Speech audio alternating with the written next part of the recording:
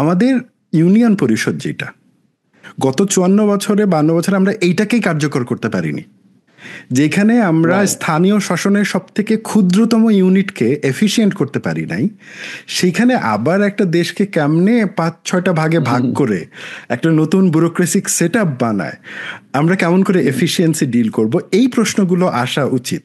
এবং সংস্কার নিয়ে অনেকগুলো প্রশ্ন আছে।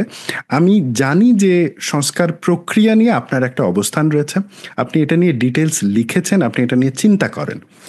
এখন আপনি প্রবাসী কল্যাণ মন্ত্রণালয়ের পলিসি অ্যাডভাইজার হিসেবে রয়েছেন, এবং আমি অ্যাজিউম করে নিচ্ছি আপনার এই রোলটার সাথে সংস্কারেরও খানিকটা যোগসাজশ রয়েছে, কারণ আপনি পলিসির কথা যখন দিচ্ছেন।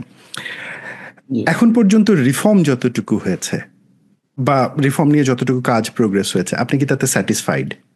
সার্বিক যে রিফর্মের আলাপ ওদিকে না যায়, শুধু আমার মিনিস্ট্রির কথা বলি, স্যাটিসফ্যাকশনের কোনো সুযোগই নেই। এটা তো মানে প্রশ্নই আসে না স্যাটিসফাইড হওয়ার। কিন্তু কিছু কাজ হয়েছে।